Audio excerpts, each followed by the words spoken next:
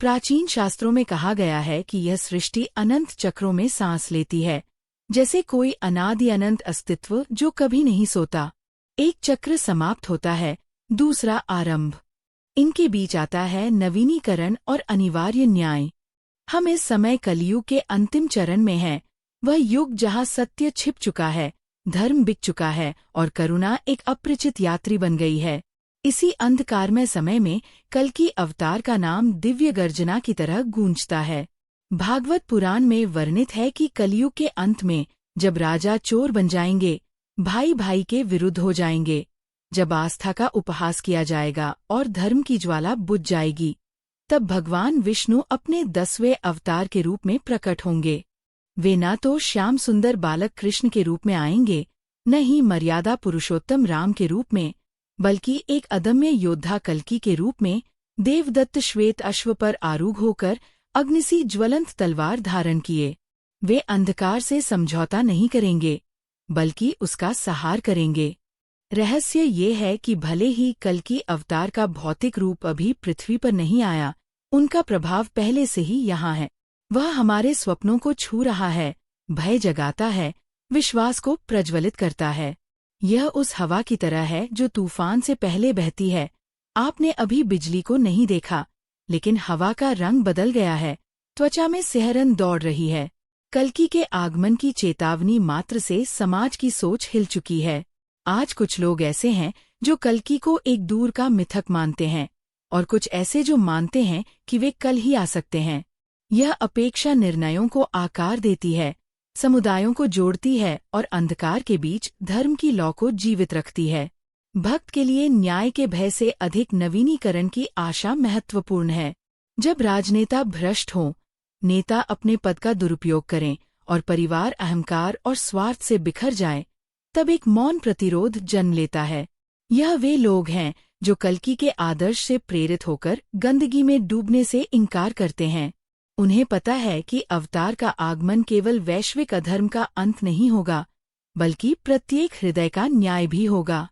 कल्कि का प्रभाव केवल मंदिरों में नहीं, बल्कि उन बातचीतों में भी है जो अन्याय के खिलाफ होती हैं, उन विरोधों में जो भ्रष्ट शासनों के विरुद्ध खड़े होते हैं। मानवता को कहीं भीतर से यह आभास हो चुका है कि हिसाब देने का समय निकट है, और यह आभास साहस को जन्म देता है। यह साहस ही परिवर्तन का बीज है, क्योंकि जैसे ऋषि कहते हैं, कल्कि के पृथ्वी पर आने से पहले उन्हें हमारे भीतर जन्म लेना होगा। आज कल्कि का आत्मिक प्रभाव हर उस इंसान में है जो अन्याय का सामना करता है, चाहे कीमत कुछ भी हो। वह व्यापारी जो रिश्वत लेने से मना करता है, वह माँ जो अपने बच्चे को सिखाती है कि जीवन धन से बढ़कर है, वह पुजारी जो आशीर्वाद को व्यापार नहीं बनाता, ये सब कल्कि की आहट के संकेत हैं। पर यह जागरण आसान नहीं है, क्योंकि अंधकार प्रतिकार करता है। आधुनिक दुनिया डिजिटल मोह, असीम उपभोक्तावाद और छद्म प्रहती के गर्व से भरी हुई है। ऐसे समय में कल्कि की स्मृति विष का अमृत बन जाती है। जो आंदोलन भ्रष्ट शासकों के खिलाफ खड़े हैं, जो संगठन प्रकृति को बचाने के लिए लड़ते हैं, जो समुदाय असहायों की रक्षा करते हैं, ये सब आधुनिक युग में उस सिद्धांत का प्रतिबिंब हैं जिसके लिए कल्कि अवतरित होंगे, यानी अधर्म का अंत। भले ही कई लोग विष्णु या पुराणों को न जानते हों, फिर भी वे अनजाने में उनके मिशन के साथ खड़े हैं। संस्कृति में भी कल्कि का नाम फिर से प्रखर हो रहा है।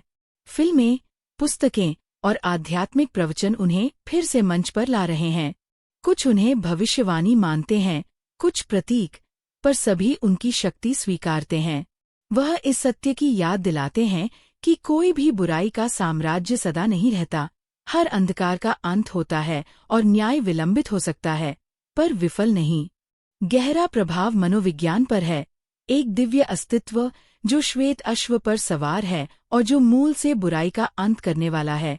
यह विचार मनुष्य को अपने जीवन पर पुनर्विचार करने पर मजबूर करता है। वह सोचता है, अगर वे आ जाएं, तो मुझे कैसे पाएंगे? मेरे कर्मों का आकलन कैसे करेंगे? यही मौन प्रश्न भीतर एक क्रांति जगाता है। कल्कि की शक्ति आज केवल उनके आगमन में नहीं, बल्कि उस बेचैनी में है जो वे उत्पन्न करते हैं। ये चेतना का भार है जो हर एक को भीतर झांकने पर मजबूर करता है। ये पहचानने पर मजबूर करता है कि कलयुग केवल बाहर का समय नहीं, यह भीतर की अवस्था भी है। और फिर आएगा वह दिन जब आकाश खुल जाएगा, सूर्य की आभा बदल जाएगी, चांद व्याकुल होगा और हवाएं ऐसा भार लिए होंगी जिसे आंखें नहीं, दिल पहले महसूस करेगा। फिर एक ध्वनि गूंजेगी, देवदत्त का गगनभेदी हिनहिनाना, जिसके खुरों की चोट से धरती के मलिन कण जल उठेंगे। ऊपर अग्नि जैसी तलवार थामे होंगे कल्कि। उनकी दृष्टि घृणा की नहीं, बल्कि परम न्याय की होगी। एक ऐसी दृष्टि जो मांस, मन और आत्मा को भेद देगी। उनके सामने कोई भी अपने पाप नहीं छिपा सकेगा। उस दिन सभी मुखौटे उतर जाएंगे। अमीर और गरीब, राजा और प्रजा, ज्ञानी और अज्ञानी, सब नग्न सत्य के सामने खड़े होंगे। उनकी तलवार केवल शरीर नहीं काटेगी, बल्कि झूठ, भ्रम और झूठे मूल्यों का अंत करेगी।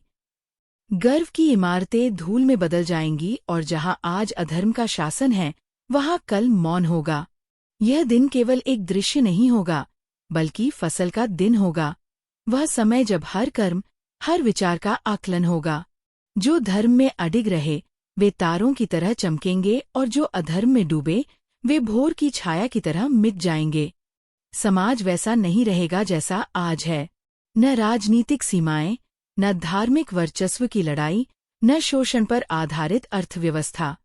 एक नया युग जन्म लेगा, सत्य युग, जहां सत्य को बचाने की आवश्यकता नहीं होगी, क्योंकि वह सूर्य की तरह स्पष्ट होगा। लेकिन उस दिन तक हम सब उस पवित्र अंतराल में जी रहे हैं जो घोषणा और पूर्ति के बीच है। और इस अंतराल में हमें तय करना है, जब कल्कि की तलवार गिरेगी, तब हम प्रकाश में होंगे या अंधकार में। कल्कि का नाम केवल एक दूर का वादा नहीं, यह चेतावनी है, एक दिव्य बिगुल जो आत्माओं को पुकार रहा है। जब भी कोई न्याय के लिए खड़ा होता है, जब भी कोई आवाज झूठ के विरुद्ध उठती है, यह मानो देवदत्त का एक और कदम है जो क्षितिज पर गूंजता है। कल्कि का प्रभाव उस गर्म हवा जैसा है जो तेज वर्षा के पहले चलती है। आप उसे अनदेखा कर सकते हैं, लेकिन वह आपको खोज लेगी। फर्क नहीं पड़ता कि आप मानते हैं या नहीं, जानते हैं या नहीं। जब सत्य संतुलन बहाल करने के लिए आगे बढ़ेगा, कोई भी बाहर नहीं रहेगा। इसलिए सबसे बड़ा प्रश्न यह नहीं कि वे कब आएंगे, बल्कि ये है कि हम अभी क्या कर रहे हैं तैयार रहने के लिए। कल्कि का आगमन केवल समय का अंत नहीं, यह युगों का न्याय है, आत्मा का अपनी ही कहानी से सामना है। और जब अवतार तलवार उठाएंगे, तब वे ये नहीं पूछेंगे कि आपने कितने मंदिर देखे या कितने मंत्र जपे, बल्कि ये कि क्या आपका हृदय मंदिर था और क्या आपका जीवन एक मंत्र था। कलियुग चालाक है, वह केवल घोषित बुराई के रूप में नहीं आता, बल्कि ध्यान भटकाने, उदासीनता और बेपरवाही के रूप में भी आता है। हम कितनी बार छोटी छोटी अन्याय को नजरअंदाज कर कहते हैं, ये मेरा काम नहीं। हम कितनी बार दूसरे की पीड़ा से मुंह मोड़ लेते हैं। ये चुनाव, जो मनुष्य की नजर से अदृश्य हैं, अवतार के सामने तेज रोशनी में चमकते हैं। इसलिए आज का आह्वान है, अपने भीतर धर्म का दीपक अभी जलाओ। आकाश में संकेत या धरती में भूकंप की प्रतीक्षा मत करो। कल्कि के आने का सच्चा संकेत वह है जो रोजमर्रा के जीवन में हम चुनते हैं।